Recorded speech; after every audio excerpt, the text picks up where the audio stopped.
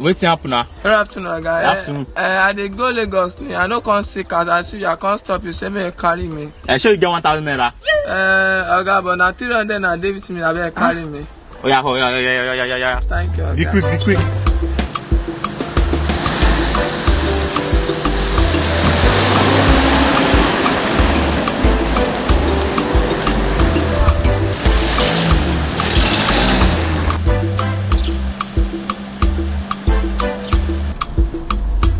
Tibe, Oga, I beg drop in here. You know they go to Lagos again? I said drop me now. Your Lagos.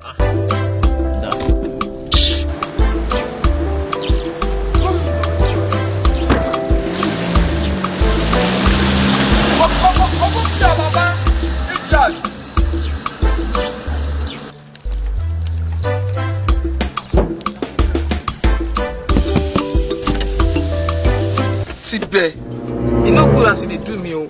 You buy car, flex with others. You know invite me. You even get my you post am for social media. Oh my God. Don't worry. They go Lagos together.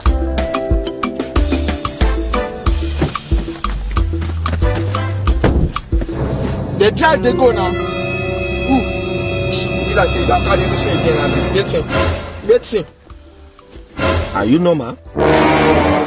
So, èmi ni olóṣó nínú mọ́tò mi. Tibe. Ṣorí insult tó ń pass sí mi lára. No sir. No sir, wọ́n rò ìbòye post mọ́tò mi sí Instagram, sí No. Facebook. No like that sir. Mọ́tò tèmi ló ń ṣe ní more keys àbí? No. Okay. So mo máa ní problem.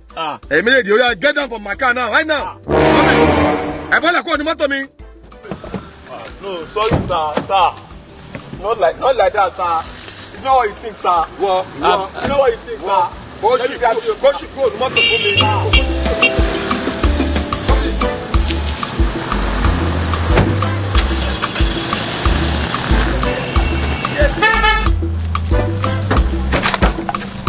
You see wetin you cause now?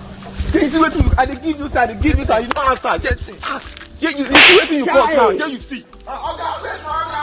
Tibe. Ọ̀gá wait na. Wait na.